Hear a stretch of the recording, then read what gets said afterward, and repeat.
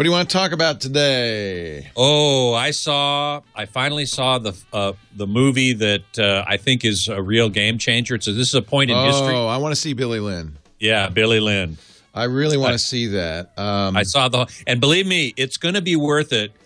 Unfortunately, the nearest Dolby Cinema to you is near San Jose. I don't mind going down to Fremont. I think it's worth it in this case. I told Lisa we really should go down for this. Yes.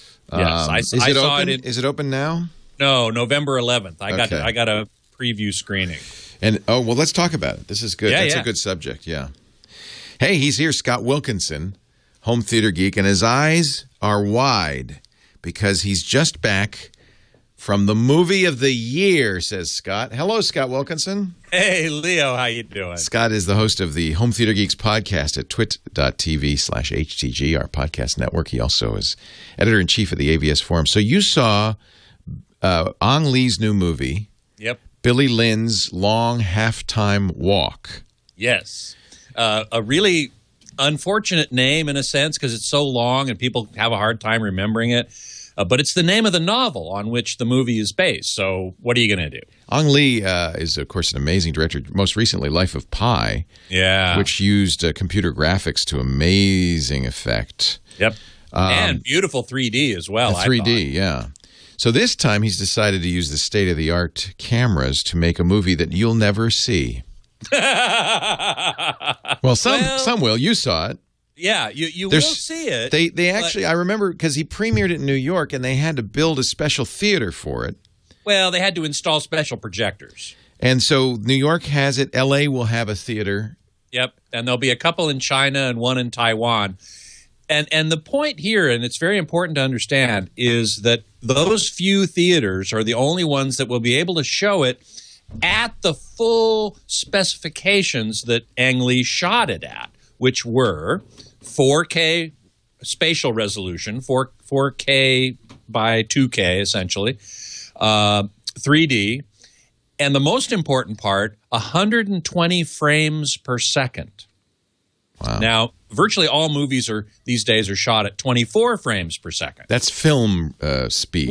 It's film speed, but it got translated over into digital. Digital still uses it. It was chosen to save film stock. That was the lowest frame rate you could use and still look like things were moving without being too herky-jerky. I thought so too, but it's the lowest frame rate you can use and have decent sounding audio from an audio track imprinted on the film. Yeah, that was part of it. Yeah. But now we don't have film anymore, except in a few rare cases. We're used to that look, though. Exactly. And a lot of people who saw the premiere at the New York Film Festival came out saying, oh, it doesn't look like a movie. It doesn't look like cinema. It looks like video, or it looks hyper-real. This is a word that people often use as well. And I agree, it does not look like 24 frame per second movie. It doesn't. But Ang Lee is trying to push the boundaries of cinema. He's trying to develop basically a new language of cinema that has that breaks the bounds of this 24 frames per second that was because 100 years ago we had to do it to save on film stock. We don't have to do that anymore. Yeah. So he shot at 120 frames a second. And unfortunately, though, digital cinema projectors that are in the most cinemas in the world now can't do 4K at 120 frames per second. It's too much bandwidth. It's too much data. That's exactly right.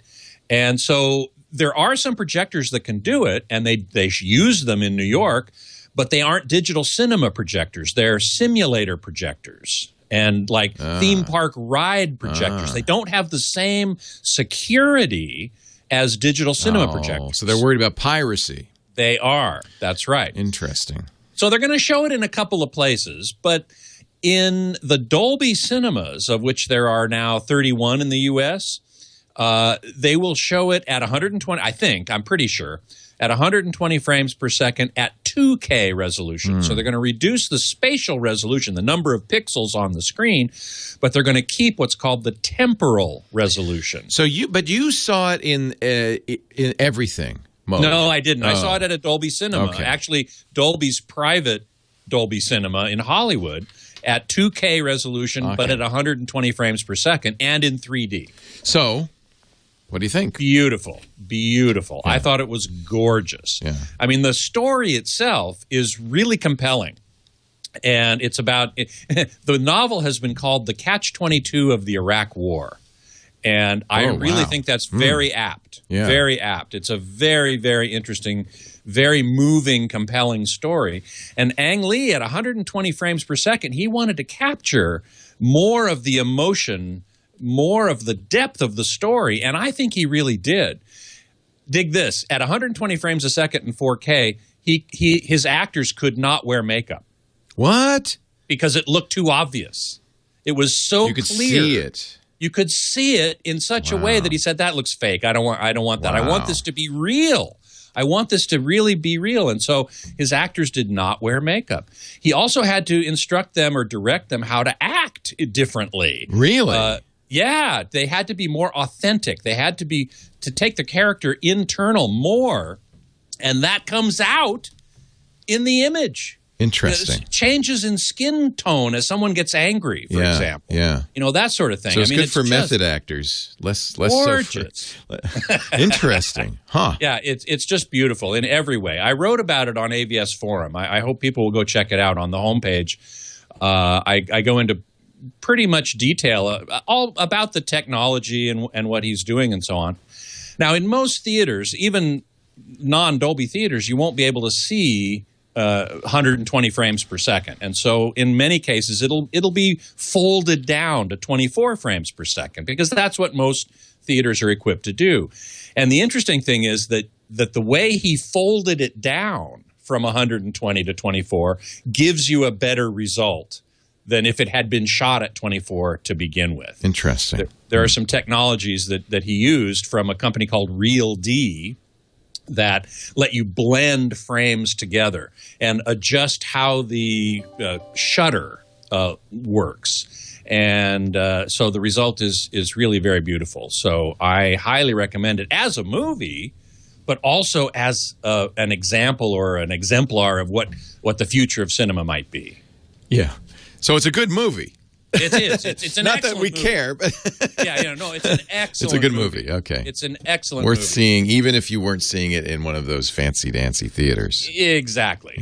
Now, if you can get to a Dolby Cinema, which I have a list on AVS Forum too, where they are. The closest one to you is Fremont, California, near San Jose. Yeah, I'll go down and see it there. I'd love to see it. So if I came to LA, I could see it in the high frame rate and 4K? Yeah. What theater is that? Well, we don't know yet. we think it's going to be the ArcLight Hollywood, but that has not. They haven't announced it. November 11th, this opens. I know. And they haven't announced the theater. In fact, after this screening, Ang Lee and one of his producers did a little Q&A, and I asked him. I said, "Well, where is it going to be in L.A.?" And he said, "Well, we don't know yet. We're still working on it." So, well, a listener to this show is in it. Steve Martin is in it. Oh, man, and he's great. He told me about it. I wish I'd asked more questions because he said, they did the fancy thing with the camera. And I went, I had no idea. I wish I'd asked more questions. All I remember him talking to me is about he had to relearn his Texas accent, which is funny because he was born in Texas. Because he plays what? He plays the football coach. He plays the owner of the Dallas Cowboys.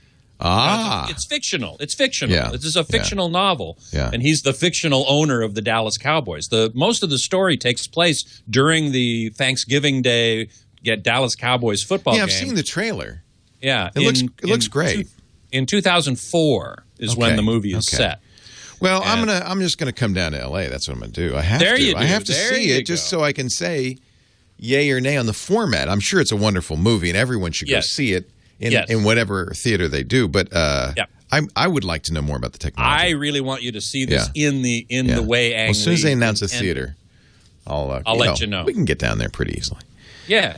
Scott Wilkinson. He's the host of Home Theater Geeks at twit.tv/HTG. He's also a great person to read on the AVS Forum at avsforum.com. Read all about Billy Lynn's long halftime. Oh, I've run out of time. I can't tell you the whole title.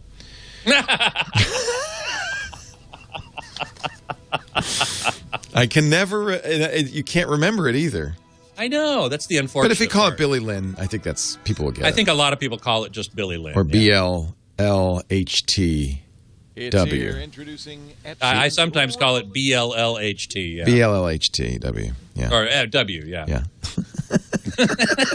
BLLHTW was a wonderful movie. No, I felt bad because Steve mentioned he was in this, and he started talking about the camera stuff, and I didn't understand. I thought, oh, it's 3D or maybe it's 4K. I didn't understand it was also HFR. Yeah, he didn't. I would have loved to have talked about how that changed the acting and no makeup. Yeah, wow. Yeah, no makeup. Wow. One other interesting thing is that when the shot in the movie, if you come to a shot that is from Billy Lynn's perspective, the actors are looking directly into the camera, which is how interesting. Very interesting, and I think effective. I think it worked, and it's very rare to do that. Well, if you're Ang Lee, you would want to think about ways to use this new medium since it's more direct and real. Well, maybe break the fourth wall and, wow, how interesting. I would think it would be a little discomforting when the actor looks right at you and he's like there. He's right there, and he looks so real, and he's looking right at you, and he's talking right at you. It's an astonishing effect, really. Yeah. You wouldn't think, oh, so big deal. You look right into the camera.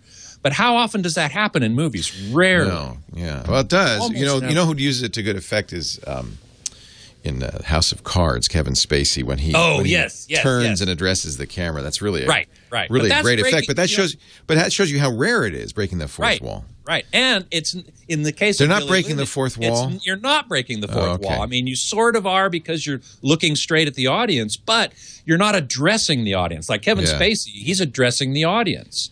You know, he's saying, "Oh, yeah, well, what I know, you know." So Dr. Mom says that Shirley Temple used to do that a lot. Oh, really? In the 30s. Imagine if Shirley Temple could do her movies today in high frame rate 4K. Yeah. Well, if You're listening, if you ever want to call in and tell us what it was like to act with that rig, I'm sure the cameras are big, right? He said they were used pairs of them. That's what he said. They're dual cameras, but with single lens. So I was asking. I guess they use mirrors to. Yeah. Very interesting. Yeah, it was shot in 3D. The only unfortunate part for me was that Dolby Vision, Dolby Cinema, uses Dolby 3D, which are these spectrum separation glasses.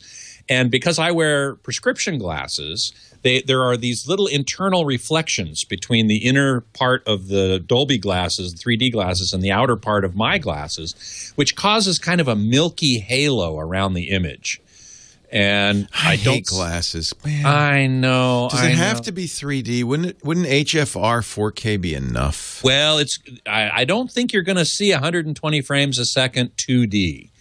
Really? I don't know. AMC, which owns all of the theaters in the U.S. that have Dolby Cinemas in them, has decided in general that they're not going to show their high dynamic range content in 3D. Huh. I don't know if they're going to make an exception in this case. Huh. Because for Ang Lee, 3D was a critically important part of the whole movie. And he used it to beautiful effect. I mean, I actually ducked once when the team is throwing a football, some footballs around. I look forward to seeing it. Hey, we got to take a break. Can you stick around for the top of the hour? Sure, happy All right, to. hang in there.